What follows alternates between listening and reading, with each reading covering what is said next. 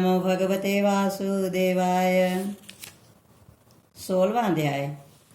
श्री कृष्ण भगवान जी बोले, हे भारत, अभय, शुद्ध, सतोगुण होना, ज्ञान, योग निष्ठा, दान, इंद्रिय दमन, यज्ञ, तप, सरलता, अहिंसा, सत्य, अक्रोध, त्याग, शांति, चुगली न करना, सब प्राणियों पर दया, तृष्णा से बचना, कोमल स्वभाव, लज्जा, चपलता का त्याग, तेज, क्षमा, रीति, पवित्रता, द्वेष, अभिमान न करना, दैवी संपत्ति के लिए जन्म लेने वाले को ये सब गुण मिलते हैं।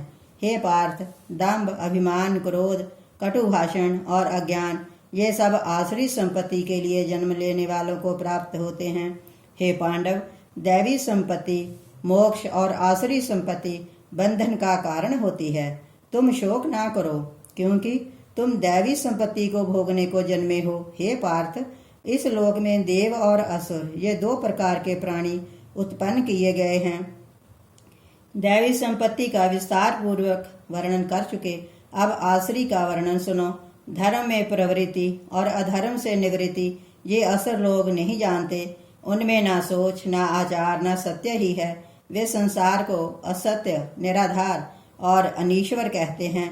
उनके मत में जगत की उत्पत्ति का कारण काम से प्रेरित स्त्री पुरुषों के संयोग के अतिरिक्त कुछ नहीं है। मलिन आत्मा, अल्प बुद्धि, दारुण कर्म करने वाले इस संसार को नष्ट करने के हेतु पैदा होते हैं और दुष्कर्म से आश्रित होकर वे दंभ, मानी और मद से युक्त पुरुष नीच कर्मों में प्रवृत्त होते हैं। वे मृत्यु पर्यंत चिंता से ग्रस्त रहते हैं।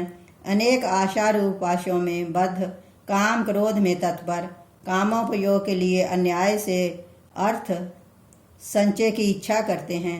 मैंने आज ये पाया, इस मनोरथ को पाऊंगा, ये मेरा है और ये धन भी फिर मेरा हो जाएगा। ये शत्रु तो मैंने मारा, दूसरे को भी मारूंगा। मैं ईश्वर भोगी, सिद्ध, बलवान और सुखी हूँ।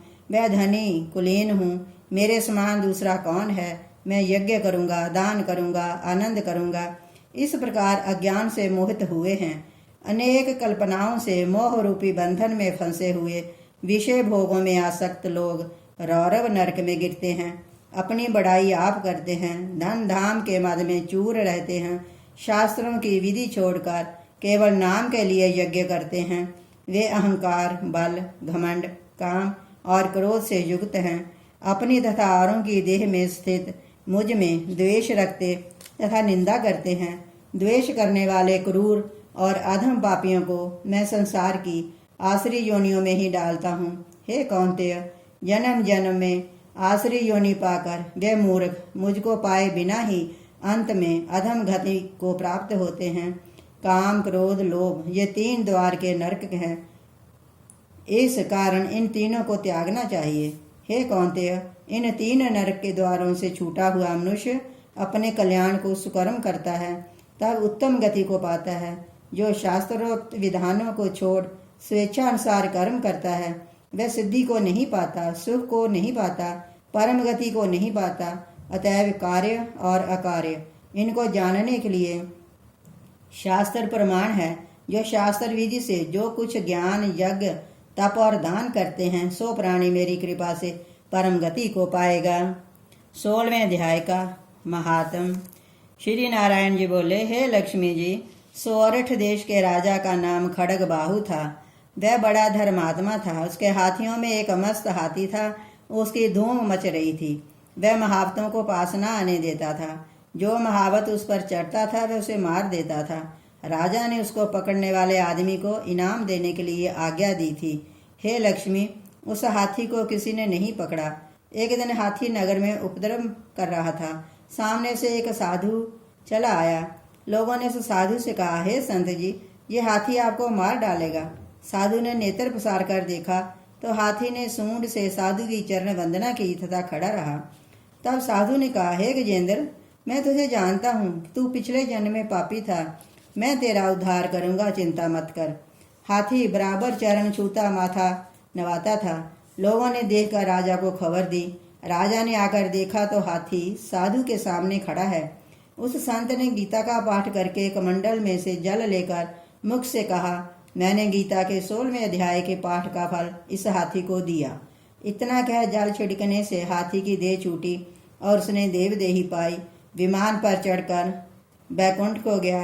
राजा ने संत को दंडवत प्रणाम की तथा कहा, संत जी आप कौन मंत्र कहा जिससे इस नीच दुखदायक को सदगति प्राप्त हुई?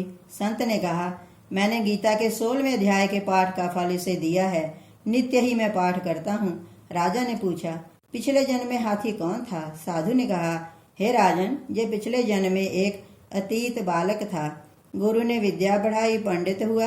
वह अतीत तीर्थ यात्रा को गया। पीछे उसकी प्रभुता बहुत बढ़ गई। अच्छे अच्छे सत्संगी उसके दर्शन को आने लगे। 12 वर्ष पीछे गुरु जी आए। अतीत बड़े समाज में बैठा था। मन में सोचा, अब इनके आदर को उठता हूँ तो मेरी प्रभुता घटेगी। ये सोचकर नेत्र मूंद कर चुप हो रहा।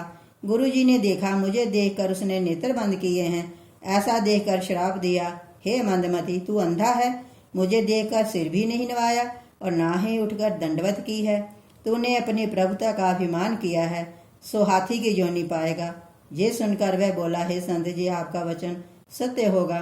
गुरु को दया आई और कहा, जो गीता के 16वें अध्याय के पाठ का फल संकल्प कर तुझे देगा, तब तेरा उद्धार होगा। ये सुनकर राजा ने भी पाठ सीखा और 16वें अध्याय का पाठ नित्य करने लगा।